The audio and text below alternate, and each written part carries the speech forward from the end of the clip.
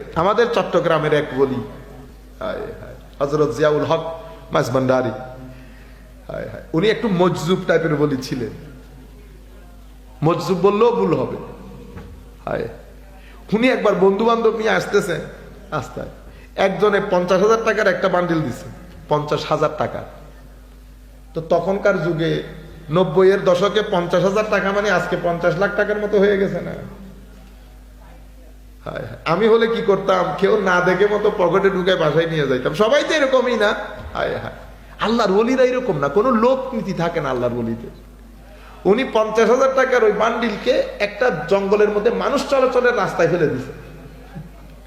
সবাই চলে আসছে, ওনার গ্রুপের এক ব্যক্তিকে পাওয়া যাচ্ছে না।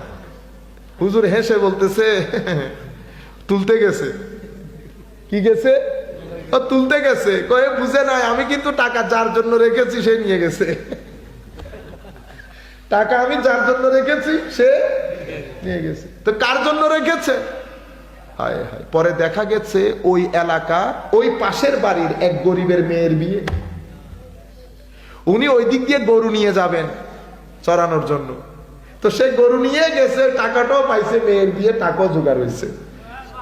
আল্লাহ মেয়ের বিয়ের টাকা এভাবে জোগাড় করেনি। তা আপনারা বলেন টাকা ভূতে জোগাইছে। টাকা কিসে জোগাইছে? ভূতে। ভূতে জোগায় না, আল্লাহ জোগায়। আল্লাহ এভাবে ম্যানেজ করেন টাকা। তো আল্লাহ কি বলেছেন? মিন হাইসু লা ইয়াহতাসিব, এমন ব্যবস্থা করবে তুই কল্পনাও করতে পারবি না টাকার ব্যবস্থা কেমনে হবে। তো মাওলা আমার কি করা দরকার? কত দুনিয়া বাদ দে, তুই শুধু আমার ভয়, ভীতি, খৌফ, খশিয়ত তোর মনের ভিতরে রাখ, সবকিছুর ব্যবস্থা আমি করব। সুবহানাল্লাহ।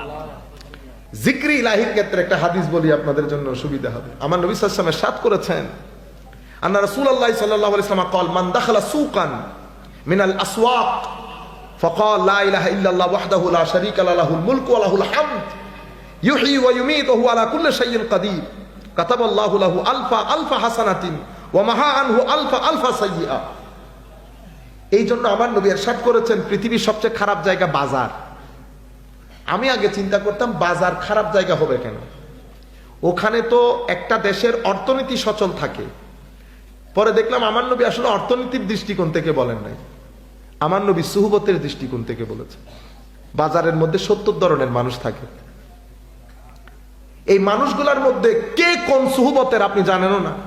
আপনি বাজার ঘুরে এসেছে, আপনার শার্টে যেমন ময়লা পড়েছে ভিতরেও ময়লা পড়ে গেছে। সাদা শার্ট পরে গেছেন না বাজারে, আসতে আসতে ময়লা পড়তে কিন্তু দেখেন নাই।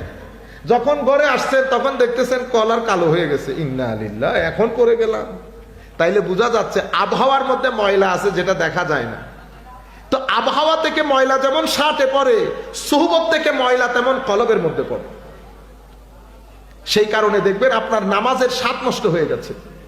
আমার নবী সেই কারণে বলছেন, তুমি যখন বাজারে যাবা তখন এই তাসবিহটা পড়বা, লা ইলাহা ইল্লাল্লাহ ওয়াহদাহু লা শারীকা লাহু লাহুল মুলকু ওয়া লাহুল হামদু ওয়া হুয়া আলা কুল্লি শাইইন কাদির। এটা বললে আমার নবী সাল্লাল্লাহু আলাইহি ওয়াসাল্লাম ইরশাদ করছেন, আমার আল্লাহ 1 লক্ষ সওয়াব দান করবে। সুবহানাল্লাহ। 1 লক্ষ গুনাহ ক্ষমা করে দেবে। সুবহানাল্লাহ। আও কামা ক্বালা নবী সাল্লাল্লাহু আলাইহি ওয়াসাল্লাম।